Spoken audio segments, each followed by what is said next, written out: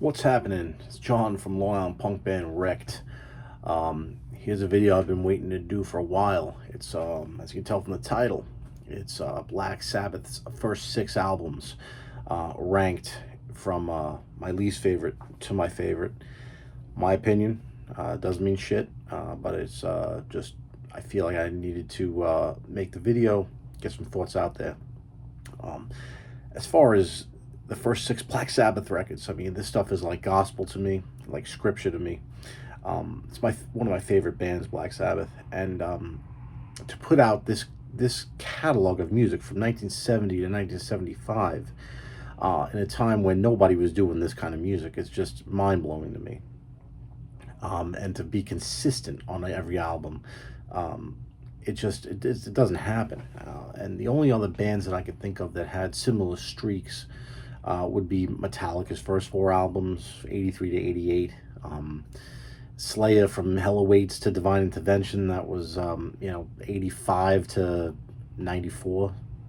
The first seven Iron Maiden albums, from Iron Maiden to Seventh Son of a Seventh Son, that's what, 80 to 87, somewhere around there, or 88. First five or six Led Zeppelin's albums, but that's a different story. Zeppelin was a different animal. In my opinion, nobody did what Black Sabbath did with the first six records.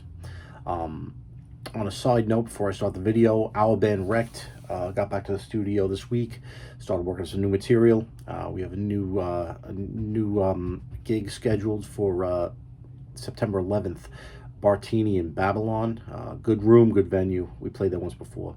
So if everything goes well with the coronavirus protocol, we should be playing on September 11th. Details to follow. So with that being said, I'll start the video. And this is number 6, my least favorite Black Sabbath album. Again, it's probably one of my favorite albums of all time, but as far as Black Sabbath goes, it's my least favorite. And that would be 1970 Black Sabbath debut. Nothing sounded like this in 1970 as far as I'm concerned. Led Zeppelin had already gone acoustic with Led Zeppelin 3. You had Deep Purple, but they were more of a pop rock band at that time. I can't think of anybody else who's doing evil music, doom, heavy metal at the time. And again, that's why Black Sabbath is regarded as the grandfathers of doom, sludge, heavy metal, thrash metal, death metal, black metal, you name it. Black Sabbath is the denominator in all this. Again, strong debut. I'll go through the songs. You have Black Sabbath, The Wizard, Wasp, Behind the Wall of Sleep, basically, NIB, Wicked World, Bit of Finger, Sleeping Village, and Warning. Standouts for me on this would be Black Sabbath, would be The Wizard, Behind the Wall of Sleep, Sleeping Village, and I guess NIB. It's a great record. Tony Iommi's guitar playing is very bluesy on this, but it's got a real evil sound to it. As far as cover versions of these songs, Typo Negative did Black Sabbath, butchered it in my opinion, because you can't. Black Sabbath is tough to cover. There's a few bands that you gotta really be careful with when you cover them. Black Sabbath would be one of them. Motorhead would be another. Iron Maiden's tough. Pink Floyd, these are iconic bands, and it's really tough when you're going to cover their songs, so you got to do it right. A few bands got it right, though. Typo Negative did not get it right, in my opinion, with Black Sabbath. I remember Ozzy did NIB with Primus, and again, yeah, had that Les Claypool shitty bass tone on it, and that ruined it for me. And as far as I'm concerned, nobody else did any of them as far as I know of note, but a strong debut, 1970. Number 6. Number 5 is Black Sabbath's second album, also 1970, Paranoid.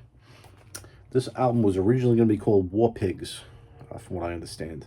As you can see from the cover, the soldier-looking guy in the motorcycle helmet, it was to be called War Pigs, but from what I read, the record label did not want to call it War Pigs because the Vietnam War was going on at the time, and they didn't want any bad publicity, so they called it Paranoid instead.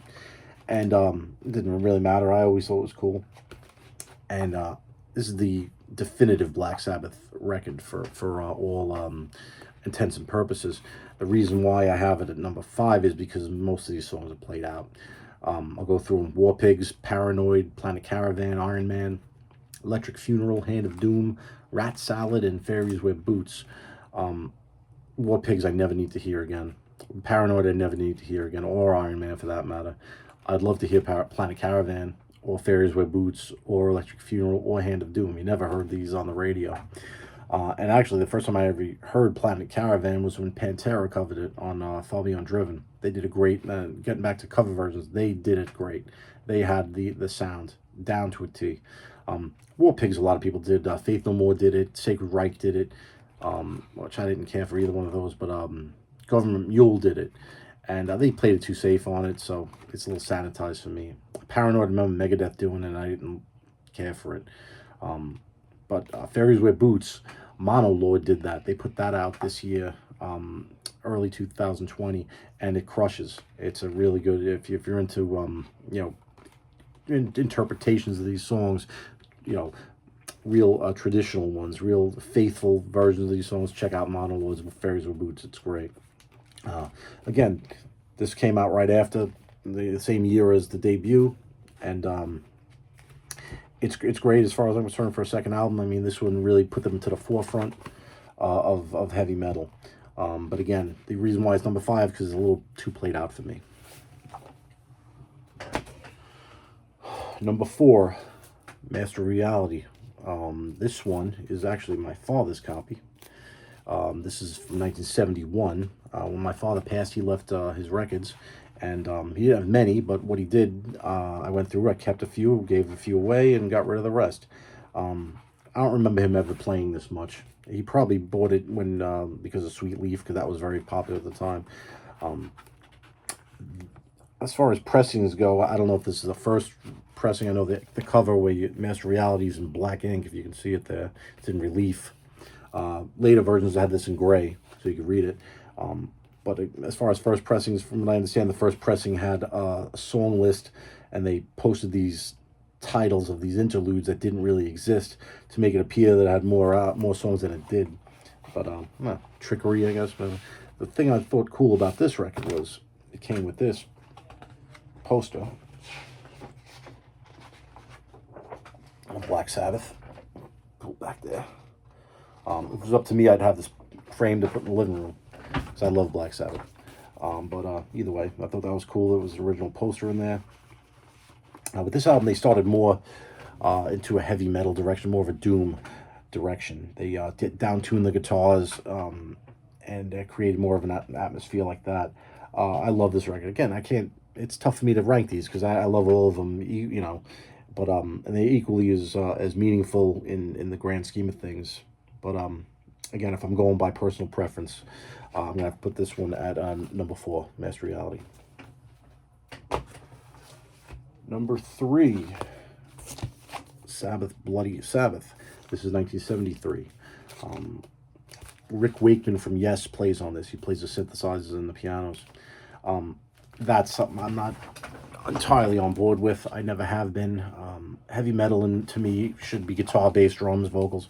No room for the synthesizer or the piano in it, in my opinion. Again, but they were, sign of the times. I mean, they were getting pigeonholed as like like an evil, like a shock act, and Tony Iommi, his playing is too good for that, and Geezer Butler and Bill Ward, their playing is too good to be just pigeonholed as heavy metal. Those guys are phenomenal musicians. Going down the list of songs: Sabbath, Bloody Sabbath, National Acrobat, Fluff, Sabracadabra, Killing Yourself to Live, Who Are You, Looking for Today, and the Spiral Architect. I love every song on this album. Sabbath, Bloody Sabbath. I remember Anthrax doing a version of that on the I'm the Man EP, and that was really good. National Acrobat and Sabracadabra, Metallica covered as a medley on Garage Inc. They should have done them in full. Matter of fact, Metallica should cover this entire album. But anyways, then is what it is. All these songs are great. It's other notes on it. The album cover I liked. How that had the reverse. It was pretty cool, I thought at the time. And it's a solid record. Sabbath, Bloody Sabbath, number 3 in my list. Number 2 on the list is arguably a lot of people's number 1, and I can see why. Black Sabbath Volume 4. This is 1972, and it's got a lot of ass kickers on it. Go through the list of songs: Wheels of Confusion, Tomorrow's Dream, Changes, FX, Supernaut, Snowblind, Cornucopia, Laguna Sunrise, St. Vitus, Dance, and Under the Sun. My favorite on this is Snowblind. That's one of my favorite Sabbath songs of all time. The band Sleep does a version of Snowblind that'll kick your ass 6 weeks of the weekend. It's slower, it's heavier, and it's great. This was one of the first album that Black Sabbath recorded outside of the UK. They went to LA and recorded this and got into a lot of drugs at the time, from what I read, and I'm surprised it came out as good as it did. The only song I don't like on it is Changes, and because I don't, again, going back to the pianos, I didn't think Sabbath needed to do this, but they felt like they needed to, so who am I? I just didn't like it. And then I remember Ozzy and Kelly Osbourne covered it. Ugh, bad. But again, Snowblind, Supernaut, 1000 Homo DJs covered Supernaut and gave a techno version of it. Phenomenal. Great version of it. Tomorrow's Dreams on here, St. Vitus Dance, Under the Sun. Like I said, every song on this one's good. Most metal fans would say this is their number 1 because this started like the real heavy Black Sabbath. But I don't know. Again, it's up there. I can make an argument for it. Here's the gatefolds. I can get that up there. I'm missing some pages, so all you have is Geezer and Tony Iommi. Looks like some glue on the spine here, so I probably lost some pages along the way. Most of these records I bought used anyway, because I wasn't a big Sabbath fan as a kid. I was more of an Ozzy fan, and whatever Sabbath I heard was either post Ozzy Black Sabbath or the Ozzy versions of Black Sabbath, or the Speak of the Devil album. So it took me a while to get this, but so I would buy them used. And this one I remember buying Mr. Cheapo's in East Meadow. Paid $4 for it too. So one of these days I'm gonna upgrade and get all these on remastered 180 gram. When I get around to it. But for the songs, it has all of them. It's in a good shape, and it plays fine. So I'm not gonna really push the issue. But I can see why people have this as number 1 because it's a very heavy album. But here's my number 1. This is 1975, Black Sabbath, Sabotage. Again, it's my favorite because I feel it's the most complete album. When you put it on start to finish, it flows very well, and arguably it has the beginnings of thrash metal with Symptom of the Universe. Nobody prior to that I could think of did that kind of down-picked riffing like that. Heaviness. Symptom of the Universe is one of my favorite songs of all time. I think Sepultura did it, and they did a decent version of it. It's got Hole in the Sky on it. I think Pantera did that. And then The Writ, which that's my favorite Black Sabbath song. And I was actually new to this song. I never hadn't heard it or hadn't connected with it in previous years. But The Writ is my favorite. It's got Ozzy's signature, his signature voice on it. It sounds nervous. It sounds strung out. It sounds great. That high pitched.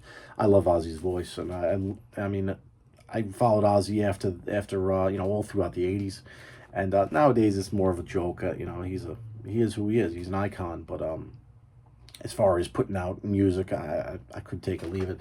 I didn't like his stuff in the '80s with Jakey Lee. I did like his stuff with Zakk Wylde, and then after that it fell off for me. And with Black Sabbath. Again, this was their last great album, in my opinion. This is the last of the Unholy Six. After this was Technical Ecstasy, which a lot of people didn't like. I'm one of them. I don't like it at all.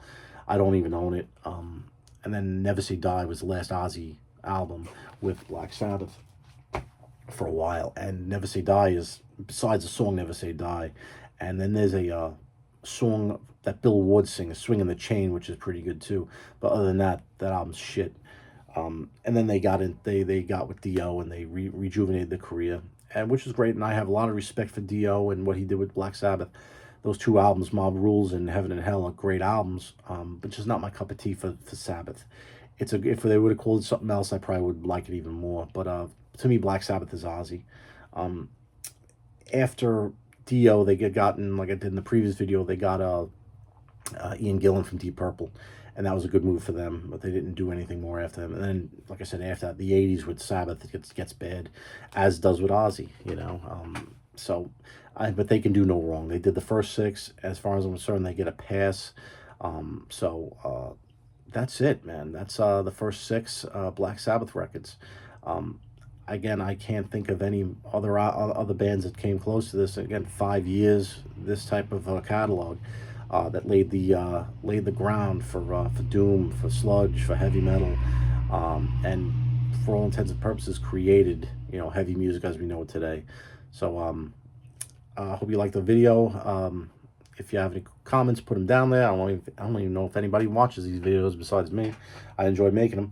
This is the bunker, or the bunk bed, and it's my stepson Jack's room, which was converted into the office during quarantine. So it's a quiet place. I'm able to make these videos, put them out there, and I'll continue to make them because I enjoy doing it. So with that being said, have a good day. I hope you like the video. Thanks.